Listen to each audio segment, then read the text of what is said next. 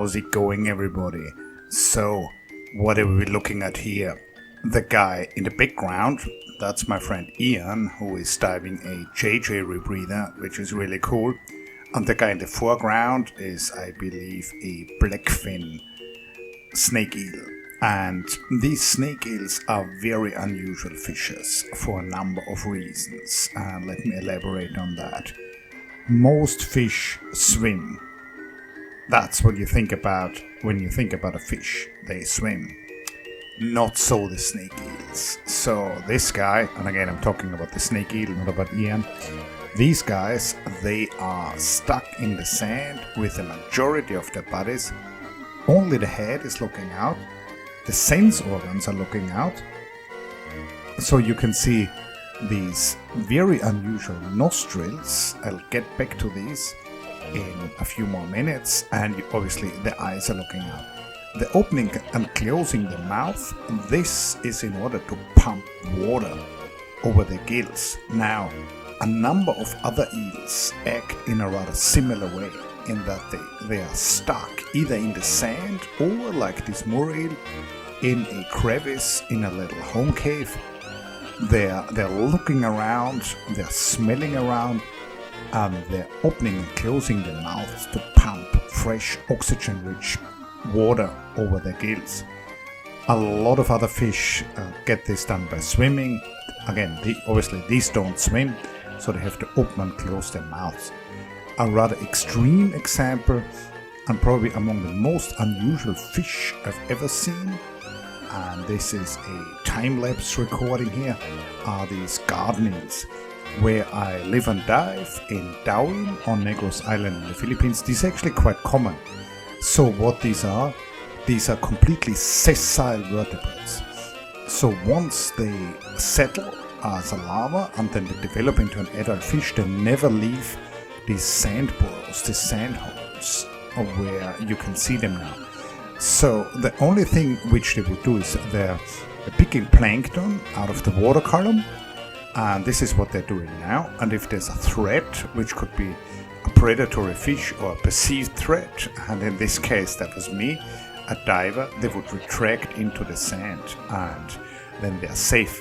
You can't even really find them anymore. Now, what is happening when a fish feels threatened? There is this mouth cell system which gets activated. So this is a classic paper describing these mouth cells and describing the behavior now of fish which are threatened. Most fish, when they are threatened, turn around very quickly and swim away. In the bottom layer of this figure here from this famous paper of Eaton and colleagues, you can see that eels do something different. They wiggle backwards. They wiggle away from the threat, and potentially they wiggle into a crevice, into a cave, or into a sand burrow. So eels have a fundamentally different escape reflex from almost any other fish. And this could be a goldfish, this could be a zebrafish, a cichlid, a bass, and all of these other fish swim away. Now, this different escape reflex of going backwards, going in some burrow, into the sand when you're threatened, this makes a big difference for the snake eel. So here, by the way, there is a cleaner shrimp jumping around on this snake eel.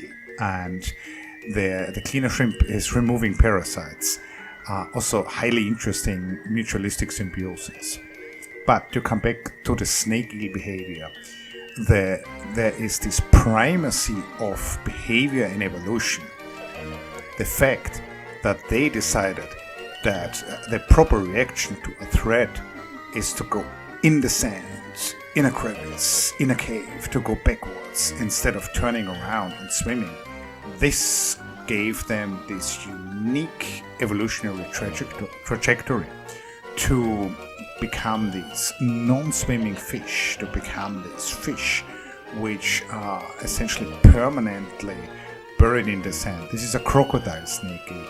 I was really excited when we found this one, by the way. This is a rather rare fish. Look at that. It doesn't even look like a fish. It looks like a piece of algae-covered rock. And also evolving into this shape is dependent on initially making the decision that they wouldn't even swim around, that they would get stuck in the sand for their whole life.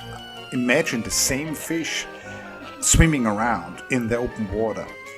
This unique type of camouflage wouldn't even work. So the camouflage of looking like an algae-covered rock is dependent on the behavior of remaining buried in the sand.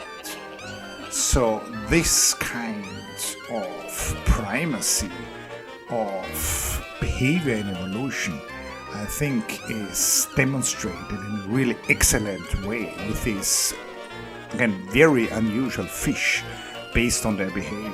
So, this is not how we found the fish in this one instance. This is how the fish spends its life. It's in the sand, it's a lie-in-wait predator, it's waiting for a smaller fish to come by to eat it. These rarely ever leave their sand burrows, probably only for a few meters to move to a new spot. But the vast majority of their lives is spent non-swimming. So I think this is an example of this primacy of behavior which is really overlooked. I hope you enjoyed that, and let's listen to a few very important announcements.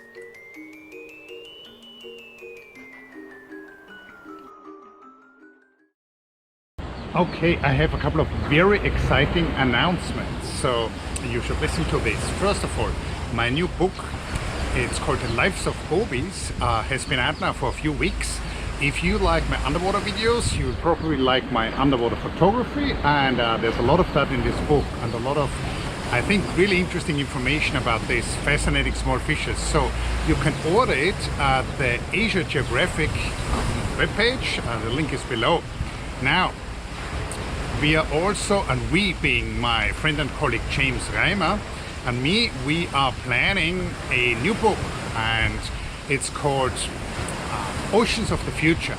Now, this is about the trajectory our planet's oceans are taking with the current unfortunate level of human intervention in the health of these ocean ecosystems. So with all these environmental problems, how will oceans look in 500 years? How will they look in 10,000 years? I think it's a fascinating topic which we want to address for a interested lay audience. And if you are a publisher who wants to take on our book, please contact us. And yes, finally, like and subscribe if you really want to help out the channel and see more underwater videos. I also put my PayPal there. I hope you enjoyed this video today, and I'm actually heading out to just another dive in the Philippines. So see you soon.